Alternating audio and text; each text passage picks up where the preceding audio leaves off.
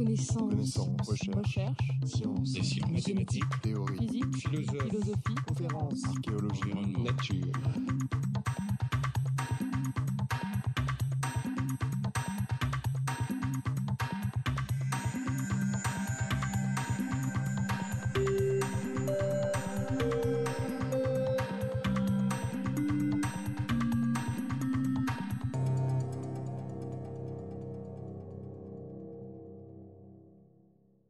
Chers collègues, cher Marc Fontcave, la cellule est une usine chimique capable de produire en permanence des molécules complexes à partir de réactifs élémentaires présents dans son environnement. On ne peut être qu'émerveillé devant sa performance, sa sélectivité et ses rendements. Émerveillé, certes, mais aussi désireux de comprendre et, si possible, de reproduire les mécanismes mis en jeu. Chimiste de formation, vous vous êtes particulièrement intéressé au rôle essentiel que jouent les métaux dans les processus de la vie cellulaire. La structure ou le fonctionnement de nombreuses protéines dépendent en effet de la présence de métaux, le fer, le cobalt, le soufre, le cuivre, le zinc, qui leur confèrent des propriétés uniques. C'est en quelque sorte la partie minérale de la vie. Vous êtes un chimiste que l'on trouve fait rare dans des laboratoires de biologie. À l'université René Descartes, chez Daniel Mansuy, vous travaillez sur les métalloporphyrines. Au Karolinska Institute, vous découvrez une nouvelle ribonucléotide réductase, une enzyme à fer responsable de la synthèse de l'ADN chez les micro-organismes anaérobies. La même chimie est en œuvre dans de multiples organismes et a probablement joué un rôle capital dans le passage du monde à ARN, à l'origine de la vie, au monde à ADN qui est le nôtre aujourd'hui.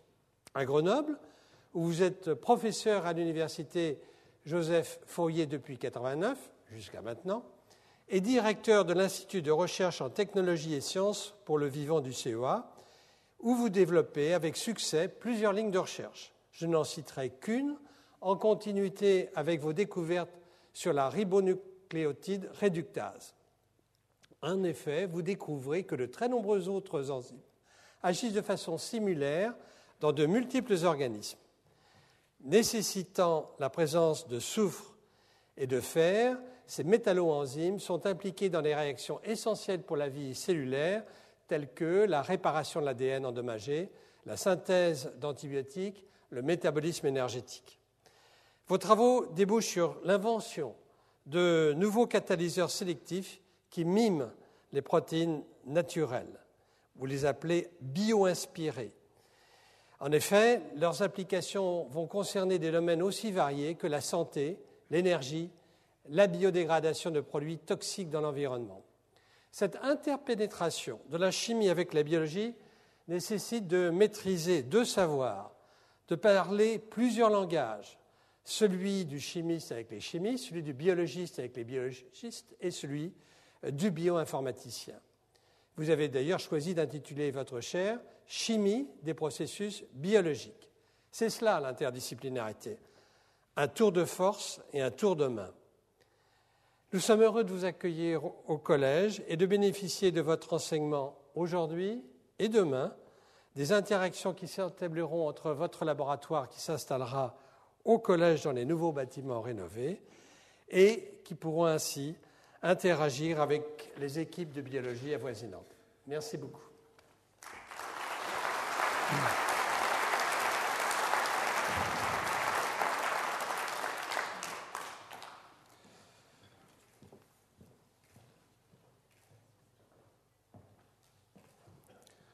Monsieur l'administrateur, mes chers collègues, chers amis venus si nombreux, mesdames, messieurs, le grand biologiste français François Jacob raconte dans son ouvrage « La souris, la mouche et l'homme » qu'un jour, en Conseil des ministres, le général de Gaulle avait répondu vertement à un membre du gouvernement « Il y a 3 choses en France auxquelles il ne faut pas toucher, le Collège de France, l'Institut Pasteur et la Tour Eiffel. »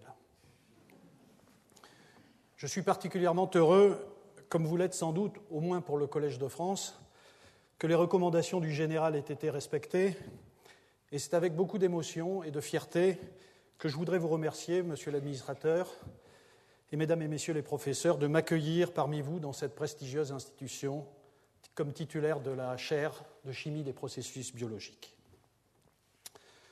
Au-delà de ces sentiments personnels, je voudrais dire à quel point je ressens ma présence ici comme une marque importante de reconnaissance de cette grande discipline, la chimie, trop souvent et trop injustement décriée par l'opinion et les médias, et systématiquement placée, en particulier dans notre pays, derrière ses grandes sœurs, la biologie et la physique.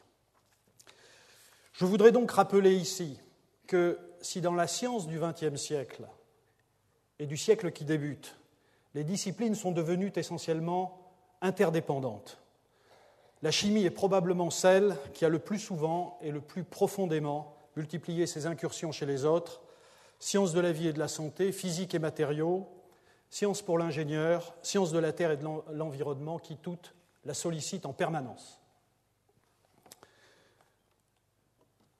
Solliciter, la chimie l'est parce qu'elle est avant tout la science de la création des molécules et des matériaux dont dépend tout le reste.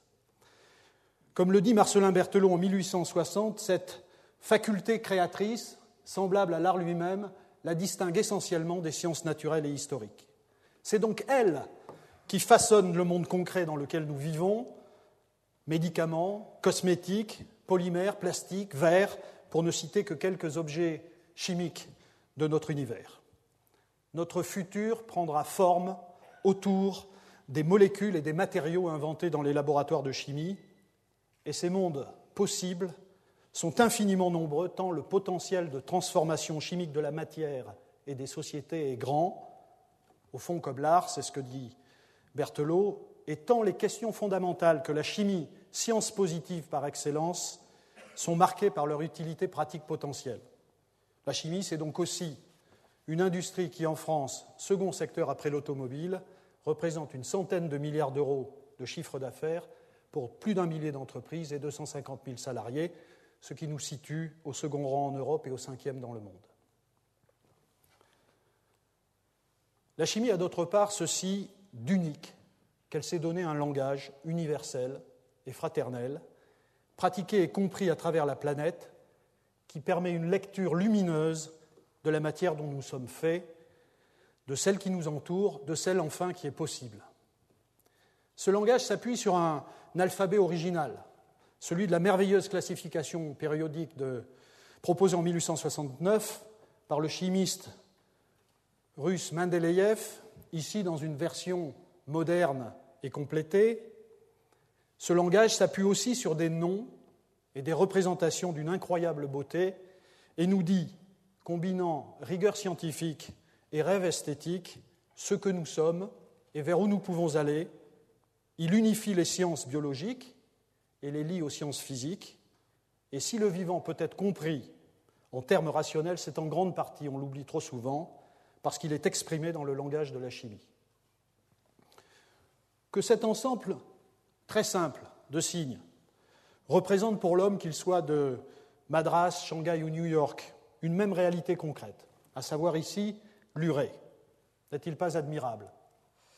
Comment ne pas s'émerveiller devant la forme de cette protéine, la petite sous-unité de la ribonucléotide réductase, ce cœur moléculaire absolument essentiel à la vie, parce que responsable dans toute cellule vivante de la transformation des ribonucléotides en désoxyribonucléotides, les précurseurs de l'ADN, ces 4 perles de couleurs différentes qui se combinent pour donner une chaîne d'ADN et dont la séquence des couleurs constitue le message génétique. Ne sont-ils pas romantiques, ces 2 brins d'ADN, une fois formés, qui s'enlacent en double hélice dans ce baiser moléculaire qui ne cesse de donner naissance à la vie, symbolique, cette représentation chimique, mais en même temps si profondément significative dans ce qu'elle nous dit des mécanismes moléculaires de la réplication du patrimoine génétique. Ne sont-ils pas doux à entendre, ces noms de molécules naturelles, rébécamycine, chlorophylle, adénosylcobalamine, et ne sont-ils pas si joliment adaptés à ces structures chimiques ? Et cette molécule, toute simple, dont un article récemment paru dans la revue Nature a révélé l'importance dans le développement du cancer de la prostate. Qui sait ici comment elle s'appelle? Je voudrais bien excuser le ton légèrement professoral. La sarcosine.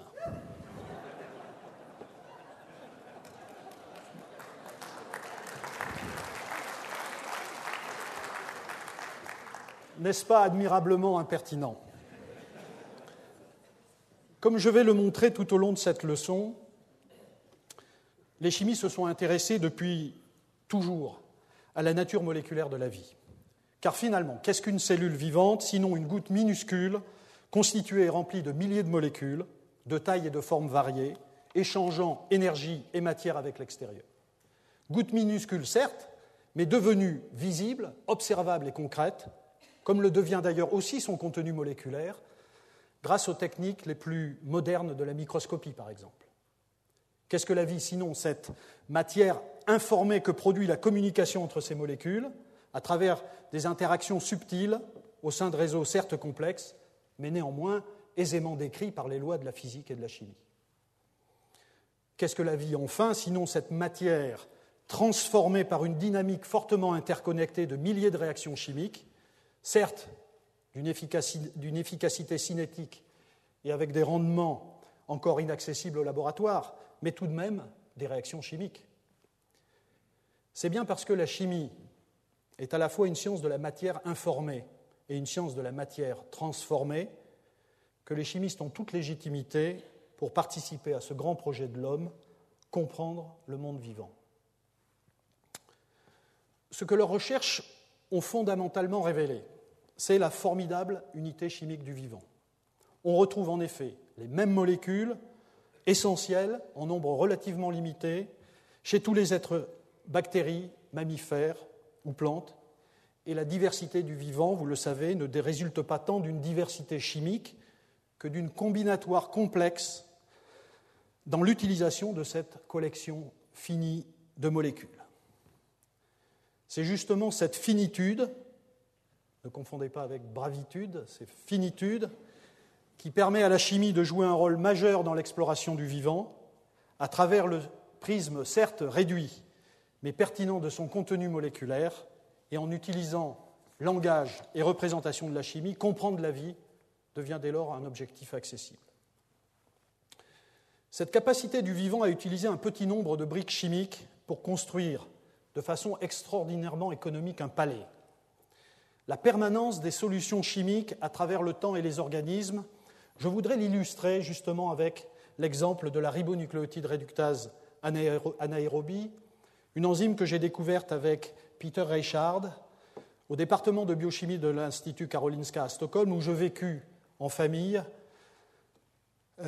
au cours des années 80, puis par période au début des années 90. Cette enzyme fascinante a été étudiée ensuite à Grenoble pendant de nombreuses années. Je voudrais profiter de cette tribune pour remercier deux de mes plus importants collaborateurs dans cette aventure unique, Étienne Muliez, directeur de recherche au CNRS, et Sandrine Aulagnier de Choudens, qui, au cours d'une thèse exceptionnelle, contribua à dévoiler de nombreux secrets de ce système d'une rare complexité et avec qui j'ai partagé de nombreux projets ensuite et encore aujourd'hui. Il me faut, pour rendre cette histoire audible par vous, rappeler cette réalité biologique profonde, plutôt mal connue, à savoir que la biosynthèse de l'ADN, dans nos propres cellules, ne peut se produire sans l'oxygène que nous respirons. Ce lien synthèse d'ADN-oxygène s'explique en particulier par le fait que la réaction de synthèse des précurseurs d'ADN, les désoxyribonucléotides, que j'ai déjà évoquée, implique une oxydation très spécifique, qu'il n'est pas utile ici de détailler, de la ribonucléotide réductase par l'oxygène de l'air, comme l'avait montré Peter Reichard dans les années 70. En 1987-1988, Peter et moi-même commençâmes à nous interroger sur la question, à cette époque originale et inexplorée, de la synthèse des mêmes désoxyribonucléotides, mais cette fois chez les micro-organismes anaérobies, c'est-à-dire qui prolifèrent en absence totale d'oxygène. Ceci me conduisit à découvrir et isoler une nouvelle ribonucléotide réductase au début des années 90, et en 2009, 20 ans après, il reste encore beaucoup à faire pour étudier le fonctionnement chimique complexe de cette enzyme, dont la structure tridimensionnelle est représentée ici et qui fonctionne sans oxygène par transfert de radicaux bien contrôlés, très réactifs, extraordinairement bien contrôlés. En particulier, il se passe cette chose incroyable que nous essayons de comprendre depuis des années.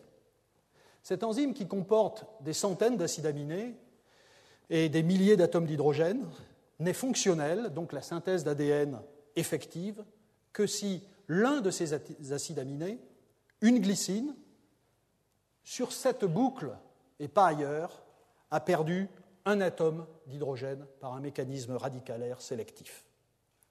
Ceci illustre la fantastique puissance de la chimie, un événement a priori mineur, un battement d'aile de papillon, l'arrachage d'un atome d'hydrogène sur la protéine, est à l'origine d'un tsunami biologique, un processus essentiel, la synthèse des précurseurs d'ADN. À quoi tient la vie? À un atome d'hydrogène de plus ou de moins. Plus important encore, c'est que la chimie que nous avons découverte il y a 20 ans est en fait d'une très grande universalité. C'est ce que nous révèlent aujourd'hui les génomes. Jean Wessenbach, dernière médaille d'or du CNRS, que j'ai rencontré et qui est là aujourd'hui et je l'en remercie, me disait récemment que près de 5000 gènes trouvés chez tous les organismes vivants, et pas seulement chez les anaérobes, présentent les caractéristiques chimiques de notre ribonucléotide réductase, et l'on voit en effet, petit à petit, se confirmer que des centaines de voies métaboliques, des réactions de biosynthèse de cofacteurs essentiels, de vitamines, d'antibiotiques, des réactions de modification d'ARN de transfert et de réparation de l'ADN utilisent le même mécanisme radicalaire. Cette découverte a donc mis à ciel ouvert une mine sans fond de réactions et d'enzymes incroyablement intéressantes sur le plan chimique et sur le plan des applications potentielles et nous place idéalement pour les étudier, ce que nous faisons actuellement. Cela illustre la pertinence de l'approche moléculaire que je défendais à l'instant. La découverte et la compréhension d'une nouvelle réaction chimique du vivant peut permettre d'un seul coup d'en comprendre des centaines. François Jacob l'avait également superbement évoqué dans son ouvrage « La logique du vivant ». C'est une logique de type économique qui consiste, lorsqu'une solution chimique bien contrôlée a été trouvée, pour une application donnée, à l'exploiter au maximum dans toutes les applications possibles avant, beaucoup plus difficile, d'en inventer une nouvelle. Au fond, la chimie, c'est ce que nous avons de commun avec tous les êtres de l'univers, c'est ce qui nous rassemble, même gènes, même composants chimiques. C'est elle qui nous empêche de voir dans notre voisin blanc, jaune ou noir autre chose que nous-mêmes. Elle nous rattache à la Terre, d'où nous venons tous, puisque nous ne sommes que le produit chimique des transformations que subissent les aliments que nous fournit cette Terre et où nous finissons, lui redonnant pour un autre cycle de vie tout le carbone et autres éléments chimiques dont nous sommes faits. Dans ce retour, il n'y a plus ni vivant, ni complexité, ni diversité. Il y a nos molécules, froides et éternelles, révélant enfin de façon si évidente notre profonde identité chimique, cette âme des choses visibles, immuable, éternelle. La chimie, c'est enfin ce qui nous relie à nos ancêtres, les premiers êtres vivants apparus il y a 3,5 milliards d'années. Si la vie a pu exister, c'est qu'elle a découvert des solutions chimiques pour démarrer la flamme et la maintenir, et beaucoup de ces mécanismes primitifs, certes améliorés peu à peu, ont été, je l'ai évoqué, étonnamment conservés avec le temps. C'est donc la chimie qui nous autorise à nous poser la question fondamentale « Comment tout a commencé ?» Enfin, c'est l'unité moléculaire du vivant, depuis les origines, qui nous autorise à nous penser éternels, à voir pour l'homme une destinée chimique et éternelle. L'histoire des relations entre chimistes et vivants, que je voudrais rapidement brosser maintenant, est au fond celle du débat, parfois violent et disons, pour simplifier, entre vitalistes et réductionnistes. Le vitalisme, c'est la croyance de l'existence au sein des organismes vivants d'une force vitale différente, supérieure aux forces physiques et seule capable d'expliquer l'ordre du vivant. Une force donc qui s'oppose à la mort. Comme le dit par exemple le physiologiste français Marie-François-Xavier Bichat à la fin du XVIIIe siècle, la science des corps organisés doit être traitée d'une manière toute différente de celles qui ont les corps inorganiques pour objet. La physique, la chimie se touchent, parce que les mêmes lois président à leurs phénomènes. Mais un immense intervalle les sépare de la science des corps organiques, parce qu'une énorme différence existe entre ces lois et celles de la vie. C'est cette force vitale qui permettra, sans effort, d'expliquer pendant plus d'un siècle la formation à partir de substances alimentaires et la transformation de composés chimiques complexes chez les organismes vivants. Il existe de nos jours des formes plus ou moins subtiles, politiques ou inconscientes, de vitalisme renaissant. C'est pour une part importante le retour en force d'intégrisme religieux anti-scientifique un peu partout dans le monde, y compris dans les pays les plus développés, comme les États-Unis, mais aussi en Europe. Ce vitalisme, je le vois aussi dans ce que l'écologie militante a de plus extrême et qui conduit à faire croire aux citoyens que la vérité est dans la nature seule et le danger, par essence, dans l'homme qui invente. Enfin, il existe aussi dans nos rangs, lorsque l'enthousiasme que soulèvent les approches dites post-génomiques de la biologie se traduit par une foi nouvelle dans les modèles qu'elles produisent à partir d'une masse gigantesque de données, parce que ces modèles sont mathématiques, donc irréfutables, cette biologie dite des systèmes à laquelle nul ne saurait échapper aujourd'hui. Parmi les réductionnistes qui refusent au contraire de voir dans le vivant autre chose que l'expression des lois de la physique et de la chimie, se côtoient dès le XIXe siècle Justus von Liebig, Marcellin Berthelot, et plus récemment, par exemple, le grand chimiste américain George Whitesides, médaille Priestley 2007, pour qui j'ai le plus grand respect et qui écrit tout simplement « The nature of the cell is an entirely molecular problem ». Je crois moi-même depuis longtemps, vous l'aurez compris, à cette idée profondément moléculaire du monde vivant qui justifie qu'on puisse consacrer son existence à l'exploration de cette chimie biologique complexe et mystérieuse. Ne nous cachons pas que cette approche est d'une exigence intellectuelle et pratique redoutable, car elle demande aux chimistes d'être multiculturels. Malheureusement, aujourd'hui en France, en raison d'une vision de plus en plus utilitariste de la science par les politiques, d'un certain archaïsme de nos enseignements universitaires, d'une certaine rigidité des structures de nos organismes de recherche, enfin du conservatisme de nos entreprises, malgré les discours, on n'a jamais autant parlé de la fameuse interface chimie-biologie. Le fossé qui sépare la chimie et la biologie est, de mon point de vue, loin de se combler. Et pourtant, quel bonheur, j'en suis témoin, pour un chimiste, que ce questionnement sur le vivant et ce que cela implique de mondes à découvrir, il ne s'agit plus d'être double ou triple, mais multiple et par là universel, car comme le dit le philosophe Michel Serres dans sa magnifique contribution sur les questions de l'éducation, le tiers instruit, le corps vivant, le corps qui traverse apprend certes un second monde, celui vers lequel il se dirige, où l'on parle une autre langue, mais il s'initie surtout à un troisième par où il transite. C'est ce monde, à l'interface, à la frontière contrariante et hostile des disciplines, qu'il nous faut investir pour comprendre le vivant et dans lequel nous voyagerons dans mes prochains jours, puisque, comme le dit Michel Serres à nouveau, aucun apprentissage n'évite le voyage. D'où cette science vient-elle ? Quels sont ses concepts et ses méthodes ? Il m'a semblé qu'un bref voyage dans le temps balayant les tout derniers siècles pourrait vous donner quelques éléments de réponse à ces questions. Du XVIIIe siècle jusqu'au début du XIXe, l'activité des chimistes se limite à l'analyse et à la caractérisation des différents constituants moléculaires du vivant. On qualifie ces composés carbonés, provenant d'organismes, animaux ou végétaux, de substances organiques, en les distinguant clairement des substances chimiques inorganiques, c'est-à-dire ne contenant pas de carbone, et l'on tient pour impossible à l'époque de les synthétiser au laboratoire, la force vitale permettant seule d'expliquer leur biosynthèse et leur transformation. Il reviendra à un chimiste allemand du nom de Frédéric Wöhler en 1828 de remettre en question ce concept. Pour obtenir de l'isocyanate d'ammonium, il chauffa un mélange d'isocyanate d'argent et de chlorure d'ammonium et découvrit que le produit était l'urée, connu depuis 1773 comme un résidu organique des mammifères excrété dans l'urine et dont vous connaissez tous la formule chimique depuis quelques minutes. Frédéric Wöhler alors écrivit à son maître Berzelius « Je dois vous informer que je suis en mesure d'obtenir de l'urée sans recourir à un rein animal ou humain. »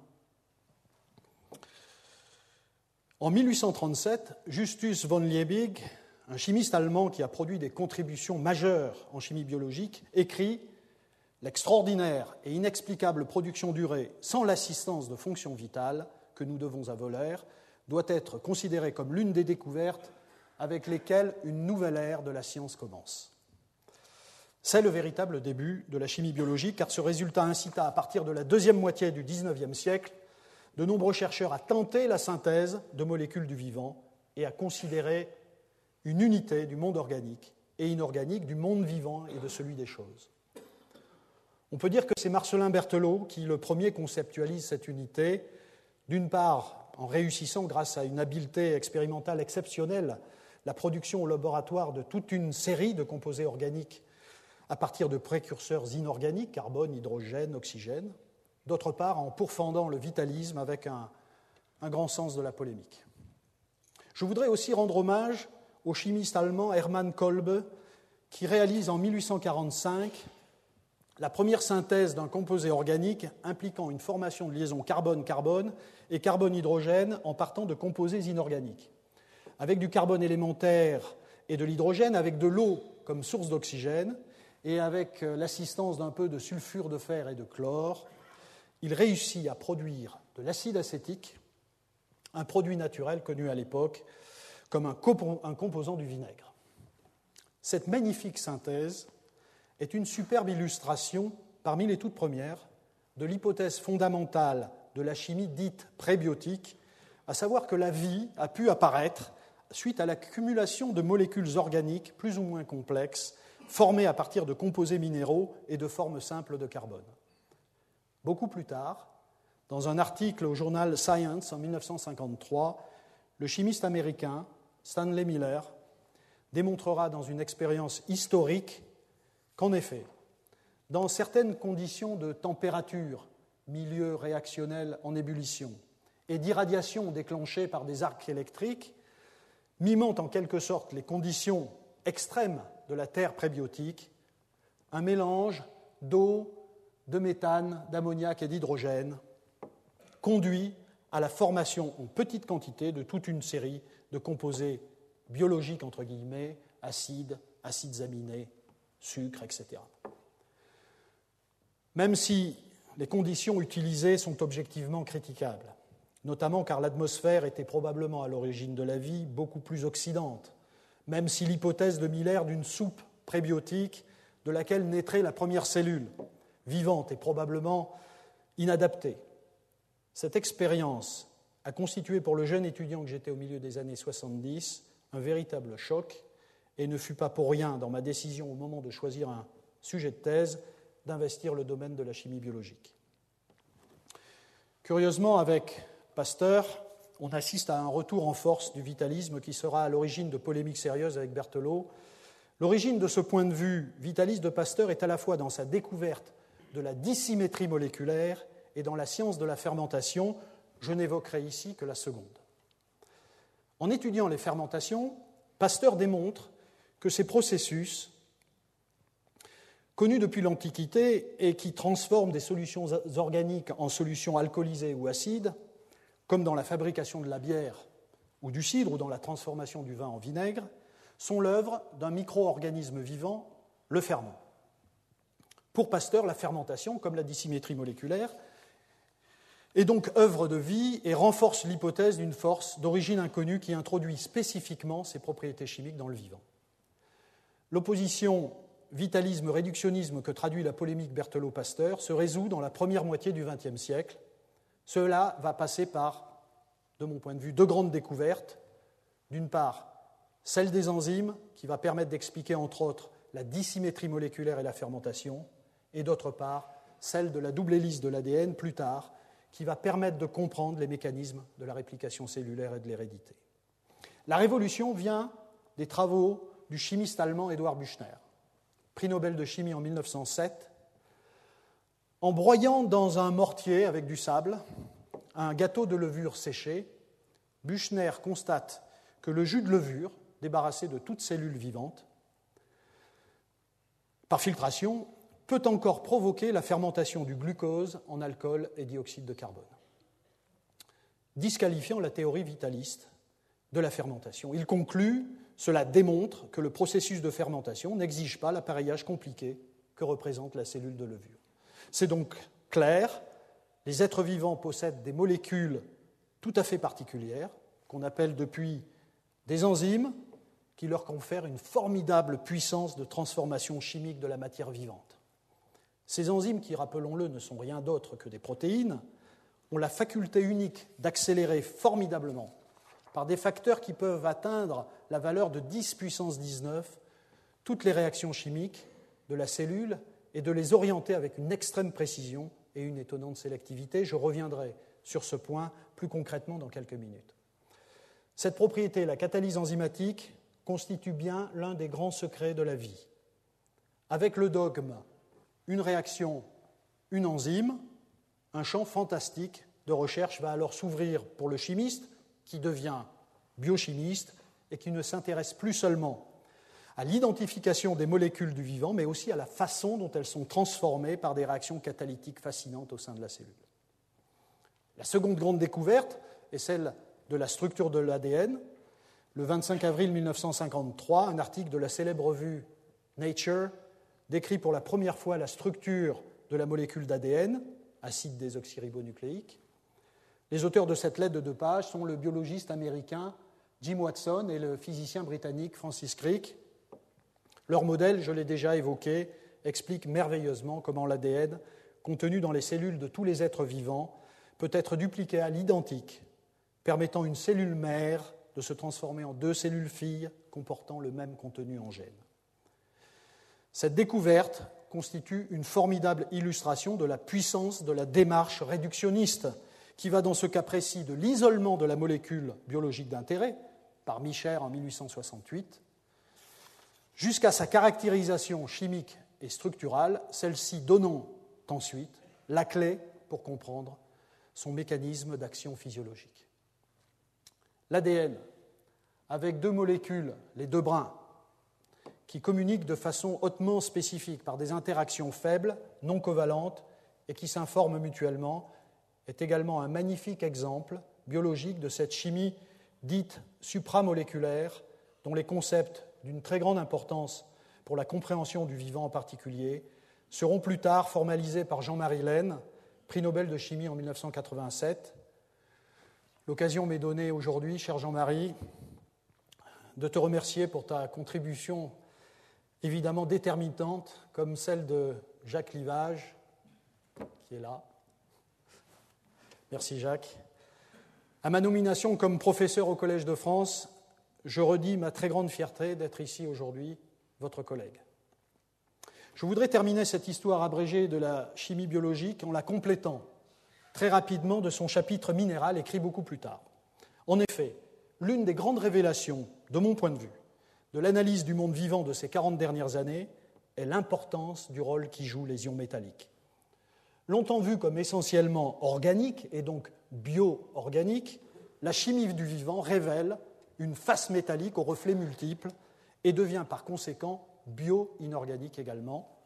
C'est ce domaine que j'explore avec mon laboratoire de façon continue et avec passion depuis une trentaine d'années, et je voudrais en quelques mots vous convaincre de l'importance de cette science. On peut faire remonter cette histoire avec, par exemple, le chimiste allemand Ernst Felix Emanuel Obstheiler, à la fin du XIXe siècle, quand il démontre la présence de fer dans l'hémoglobine et son rôle dans le transport de l'oxygène de l'air.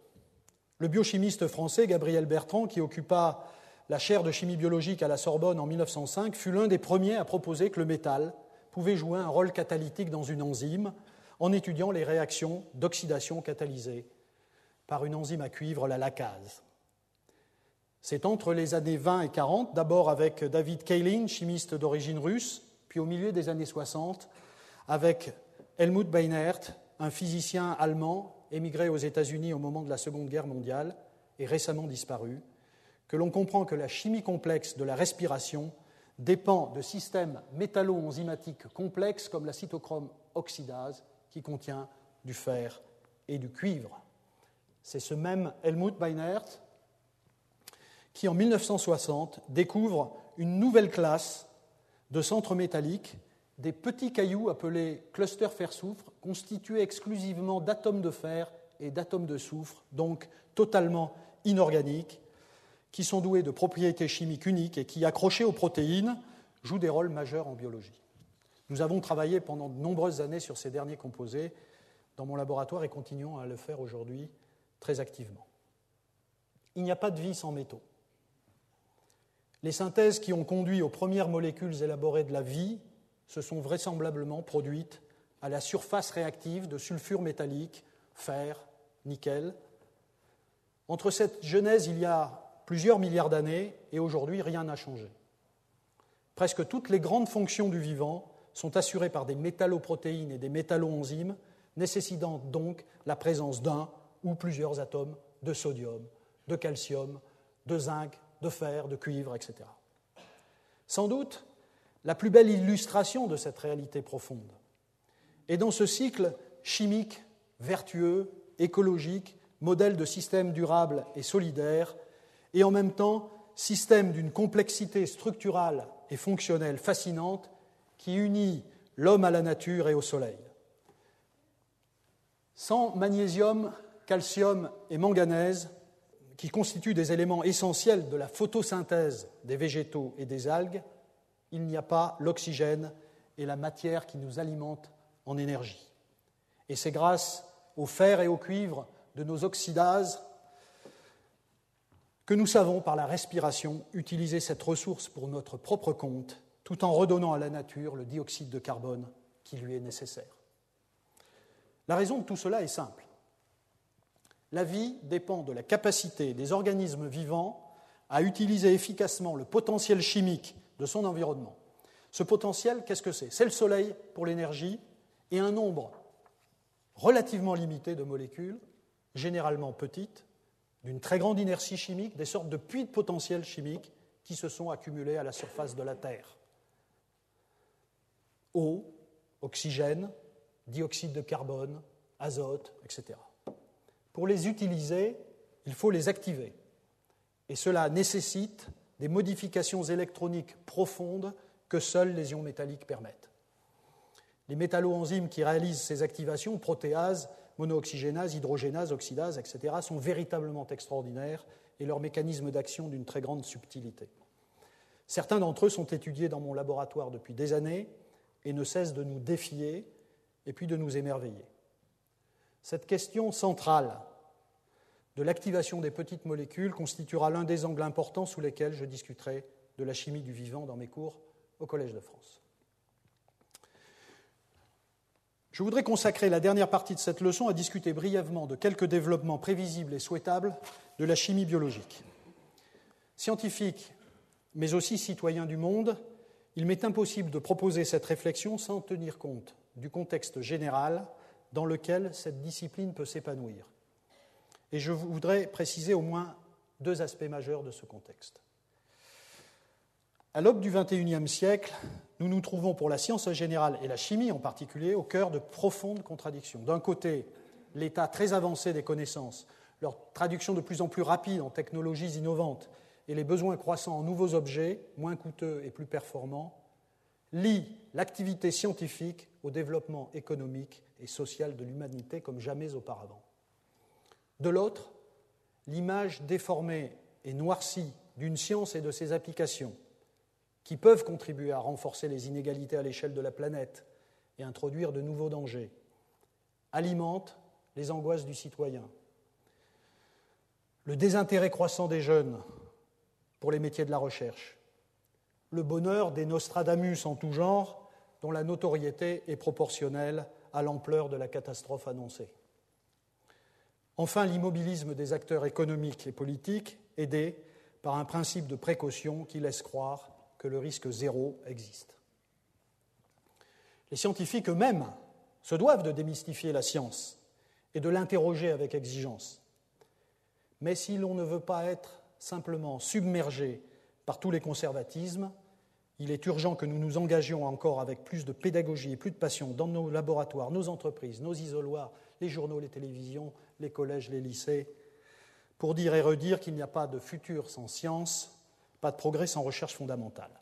La chimie est au cœur de ce débat, dans la mesure où elle introduit de façon continue et avec un certain degré d'irréversibilité dans notre environnement et dans l'ensemble des organismes vivants, hommes, plantes et bactéries, de nouvelles molécules et de nouveaux matériaux, qui peuvent non seulement conduire à des processus toxiques, mais aussi transformer le vivant lui-même durablement, comme le montrent, par exemple, les antibiotiques, qui, s'ils ont formidablement révolutionné la médecine du XXe siècle, ont dans le même temps conduit à transformer des souches bactériennes pathogènes en souches plus résistantes et plus virulentes.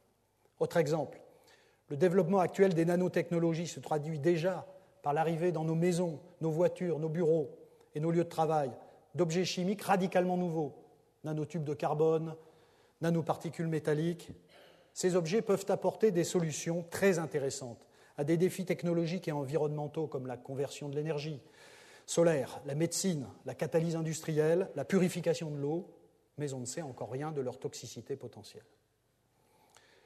Le second aspect important du contexte général est la prise de conscience tardive, mais réelle, que les sociétés seront confrontées au cours du siècle à venir, d'une part, à une augmentation considérable de la population mondiale, qui atteindra 9 à 10 milliards d'habitants en 2050, et donc à une consommation d'énergie sans précédent, et d'autre part, à la disparition progressive et irréversible des sources d'énergie traditionnelles, non renouvelables, pétrole, gaz, puis charbon. Pour répondre à la fois aux questions du citoyen sur la science et la technologie, et également aux évolutions démographiques et énergétiques, un nouvel âge de l'humanité est à inventer dès aujourd'hui.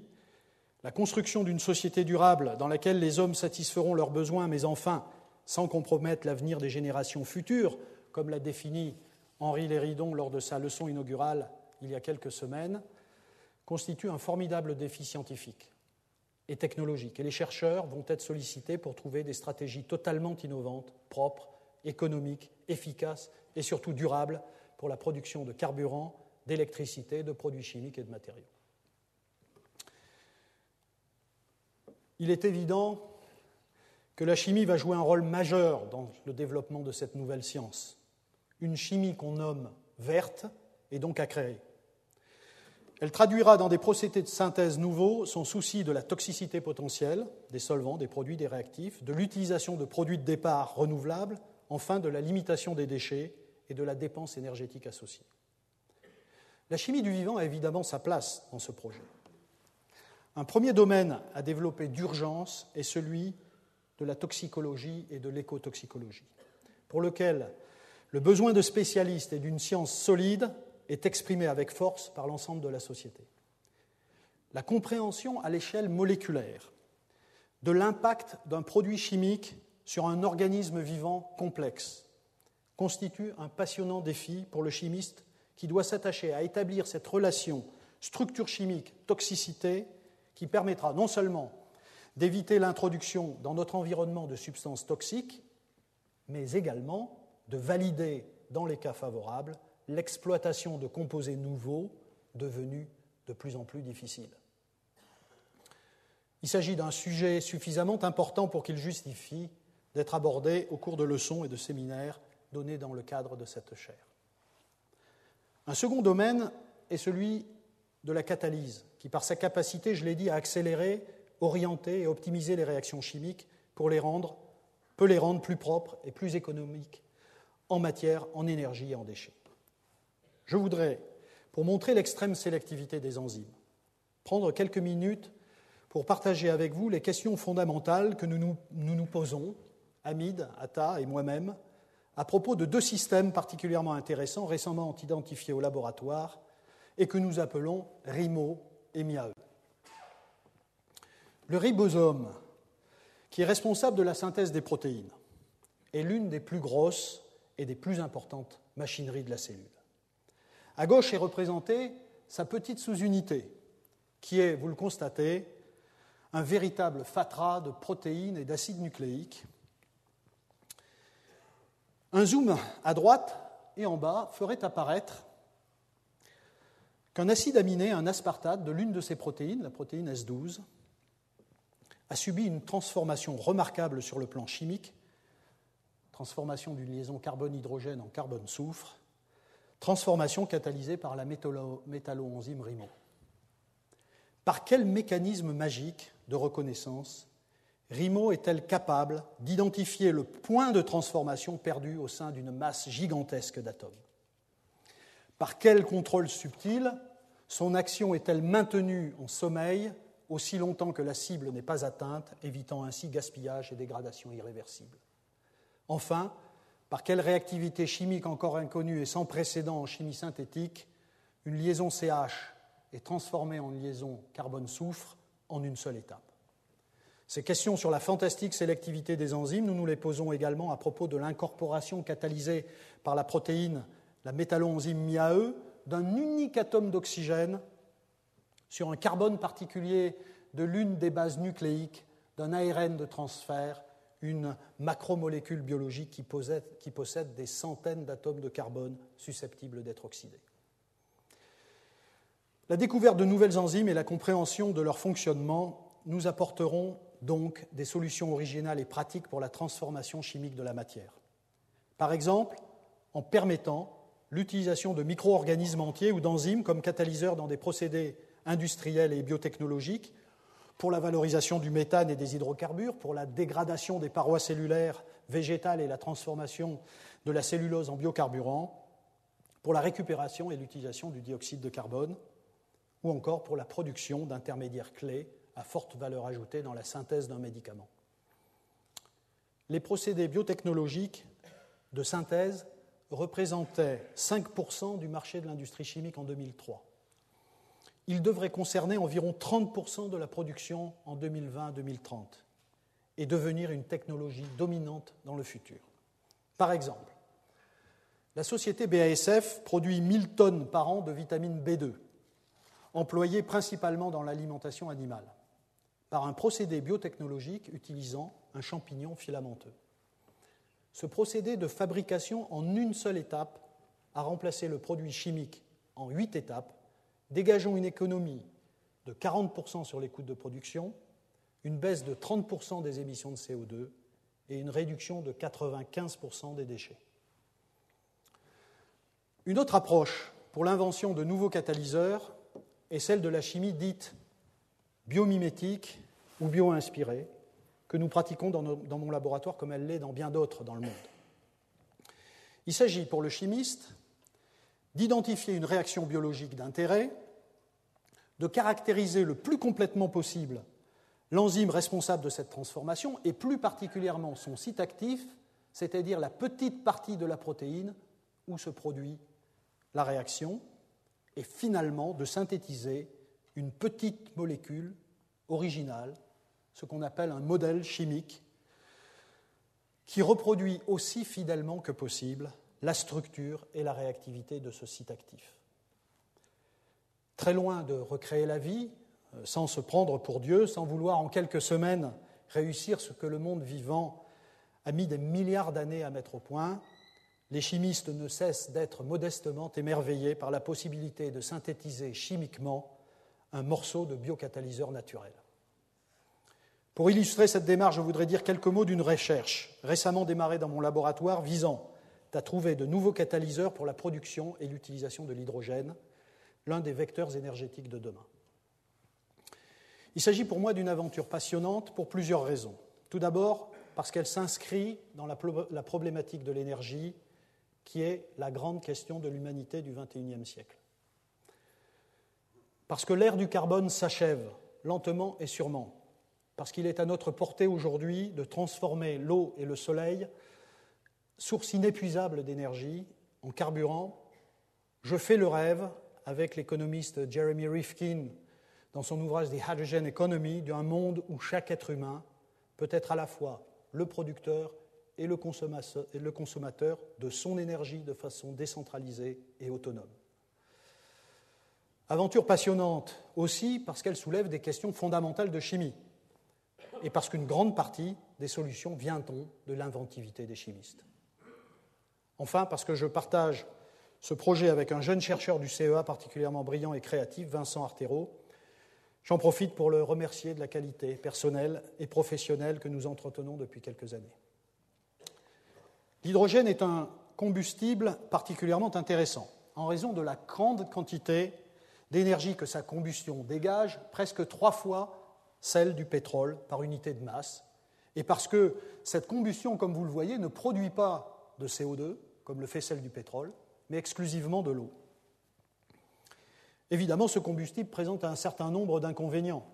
Sinon, il y a bien longtemps que nos voitures fonctionneraient à l'hydrogène. Le premier inconvénient est que sa combustion, dans ce qu'on appelle les piles à combustible ou les piles à hydrogène, nécessite des catalyseurs à base de platine, un métal trop cher et en quantité infime à la surface de la Terre. Un autre problème est que l'hydrogène n'existe pas sur la Terre sur cette forme utile H2 et doit donc être produit, par exemple à partir d'hydrocarbures, ou mieux encore de l'eau, par des processus qui coûtent cher en énergie ou qui nécessitent également des catalyseurs à base de métaux précieux. Le vivant, encore lui, peut nous fournir la solution. Solution chimique particulièrement séduisante et fascinante, puisque des organismes comme des cyanobactéries ou des microalgues ont trouvé comment utiliser, non pas du platine, mais du manganèse, du nickel et du fer, pour produire de l'hydrogène uniquement à partir de l'eau et du soleil. Ce soleil qui fournit à la Terre en une seule journée l'énergie consommée annuellement par la population mondiale et qui va continuer à le faire encore quelques milliards d'années. Comprendre les aspects de cette chimie d'une extrême complexité et s'en inspirer pour inventer les catalyseurs originaux et peu coûteux de demain qui remplaceront le platine constitue déjà un peu partout dans le monde des axes majeurs de recherche. Avec Vincent aux manettes, nous avons pu par exemple montrer très récemment au laboratoire qu'il était possible de mimer à l'échelle atomique le site actif des hydrogénases, ces métalloenzymes qui catalysent la transformation de l'eau en hydrogène. Leur site actif que vous voyez ici ne contient pas de platine, mais du nickel et du fer. Les modèles chimiques à base de ces métaux non précieux que nous pouvons inventer par une approche bio-inspirée constituent des catalyseurs efficaces pour la production d'hydrogène. L'apport des nanotechnologies peut s'avérer précieux, comme le montrent nos derniers travaux menés en collaboration avec l'équipe de Serge Palassin à Saclay et brevetés depuis quelques semaines. Des complexes de nickel greffés sur des nanotubes de carbone fournissent des matériaux d'électrode peu coûteux et présentant des propriétés catalytiques remarquables qui commencent à se rapprocher de celles du platine. Je ne peux m'empêcher de conclure ce chapitre avec Jules Verne dans L'île mystérieuse, visionnaire et profondément optimiste, comme nous devons tous l'être. À Pencroff qui demande « Et qu'est-ce qu'on brûlera à la place du charbon ?» Cyrus Smith répond « L'eau ». Oui, mes amis, je crois que l'eau sera un jour employée comme combustible, que l'hydrogène et l'oxygène qui la constituent, utilisés isolément ou simultanément, fourniront une source de chaleur et de lumière inépuisable et d'une intensité que la houille ne saurait avoir. Ainsi donc, rien à craindre. Je n'ai pas encore parlé de ce qui va, sans aucun doute, rester l'une des missions de la chimie biologique, à savoir le travail d'identification des molécules du vivant et de leur rôle physiologique commencé, je l'ai dit, il y a plus de 200 ans. Les moyens pour le faire aujourd'hui, notamment grâce aux centaines de génomes accessibles, sont sans précédent. Le premier univers chimique largement inexploré est celui des petites molécules biologiques.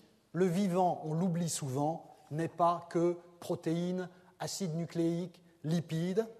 Il dépend aussi de petites molécules d'une très grande complexité architecturale que ne possèdent pas en général les molécules de synthèse préparées par les chimistes et qui sont des acteurs importants de la vie cellulaire, vitamines, neurotransmetteurs, cofacteurs d'enzymes, médiateurs divers, etc. Les organismes vivants, en particulier plantes et bactéries, constituent des mines moléculaires immenses et leur exploitation devrait ouvrir de nouveaux horizons, en particulier en matière de médicaments et de thérapie. Entre 1983 et 2005, le tiers du millier environ de nouvelles molécules approuvées par la FDA, la Food and Drug Administration, étaient constituées de produits naturels ou des composés dérivés ou inspirés de produits naturels. Ce chiffre passe à près de 60% quand on considère exclusivement les médicaments anticancéreux. L'autre répertoire de molécules biologiques à établir est celui des protéines. Appelons-le le protéome, en particulier en raison de leur importance comme cible potentielle de nouveaux médicaments. On peut aujourd'hui théoriquement obtenir le produit protéique de n'importe quel gène sous une forme abondante et pure et en déterminer les propriétés structurales et fonctionnelles. Théoriquement seulement, car en réalité, en contradiction avec un gène, une protéine, un seul gène, on le sait aujourd'hui, peut coder pour plusieurs protéines différentes, à travers des processus variés et contrôlés de traduction des gènes et de modification post-traductionnelle, de sorte que le nombre de protéines à caractériser excède largement le nombre de gènes. Par ailleurs, pour des raisons évidentes, ce sont les protéines les plus stables et les plus abondantes qui ont pu être utilisées et caractérisées jusqu'à présent, et le travail qui reste à faire maintenant concerne une grande partie de protéines faiblement exprimées, instables, insolubles, difficiles à cloner ou exprimées de façon recombinante, réfractaires à la cristallisation.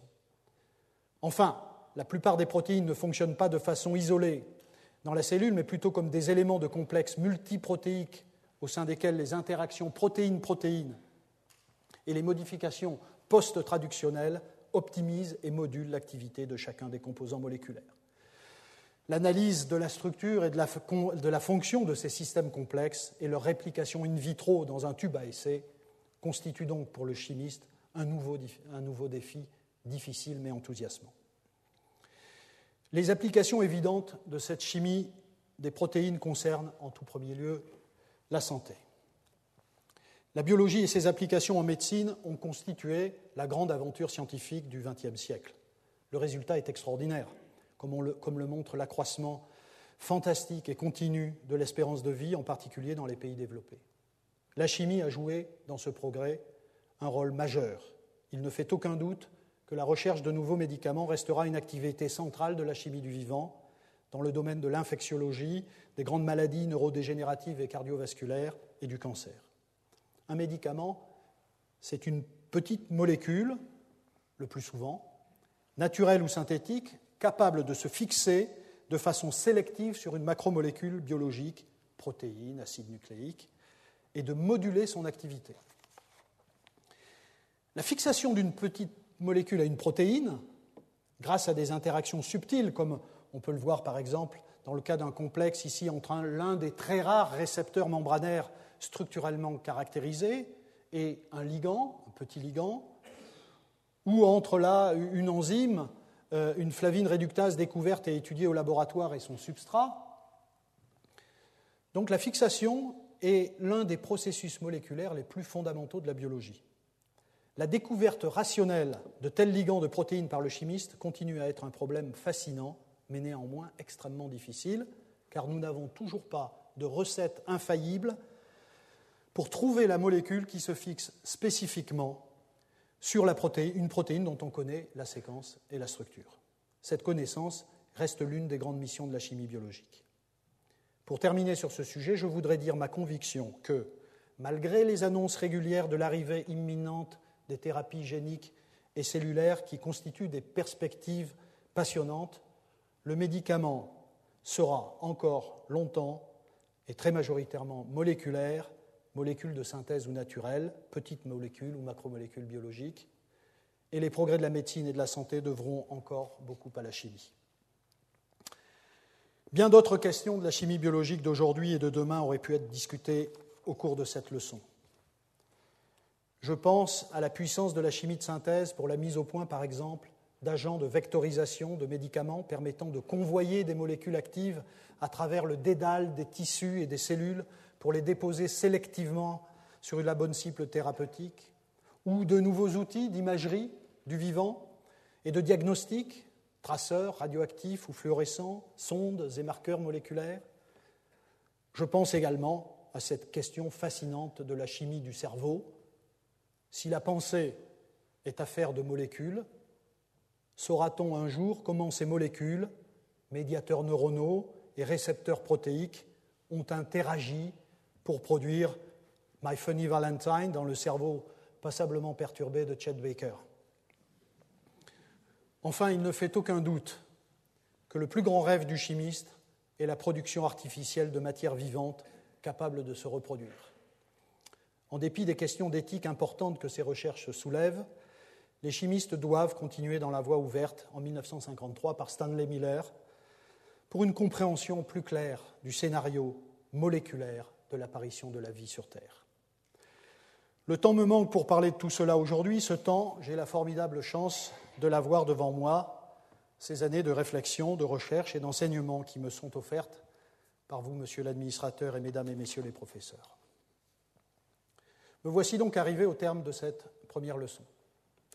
Il me faut conclure. L'important, je l'ai dit, c'est le voyage. Le mien, ce fut la chance d'avoir, au début de ma vie professionnelle, rencontré deux scientifiques exceptionnels qui m'ont enrichi et aidé, de près puis de loin. L'un, le chimiste français Daniel Mansuy, membre de l'Académie des sciences, l'un des pionniers de cette chimie bio-inorganique que j'ai discuté longuement. Il fut mon directeur de thèse et il sut, à l'époque, éteindre en moi les sirènes assourdissantes du rugby, de la musique et de la politique, suffisamment en tout cas pour me permettre de mieux entendre celle de la science.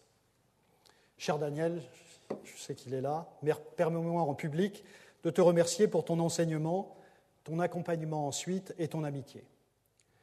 L'autre, le biologiste suédois Peter Echard, professeur à l'Institut Karolinska à Stockholm, aujourd'hui à la retraite, formidablement ouvert au langage et à la démarche de la chimie, et avec qui j'ai partagé les émotions inoubliables associées à l'observation d'une activité ribonucléotide réductase non dépendante de l'oxygène au cours de l'été 1988. Chance aussi d'avoir fait le voyage avec des collaborateurs enthousiastes, généreux, intelligents. J'en ai cité quelques-uns, je ne peux pas les citer tous. Mais je souhaiterais rajouter à la liste Stéphane Ménage, qui reprend le flambeau en me succédant à la direction du laboratoire de chimie et de biologie des métaux, fruit de mes 20 ans de recherche et de politique scientifique à Grenoble, Ami Data, avec qui je continue de partager ma passion des protéines fer-soufre et du Maroc, et Vincent Nivière pour les années de flavine réductase et de superoxyde réductase que nous avons passées ensemble.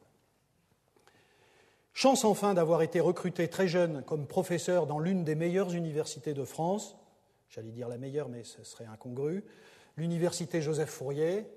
Il y a dans cette salle le président de l'UJF et un ancien président de l'UJF, je suis très heureux qu'il soit là, d'y avoir été soutenu dès le premier jour par le CNRS et enfin d'avoir vogué depuis une dizaine d'années au sein du CEA, un organisme de recherche remarquable et méconnu. Il n'y a pas de voyage possible sans un voilier qui résiste à toutes les tempêtes. Ce voilier, je l'ai depuis 30 ans, ce sont ma femme Sylvie et mes enfants Julie, Claire et Thomas, et depuis peu mon petit-fils Antoine. Je les remercie de leur patience et de leur soutien sans faille. Je pense enfin à mes parents, toujours attentifs et fiers, mais qui n'ont toujours pas compris ce que je faisais. Ne leur dites pas que je suis chimiste, ils croient que je suis biologiste, ou bien c'est l'inverse. Je les invite, comme vous tous bien sûr, à poursuivre cet échange ici au Collège de France.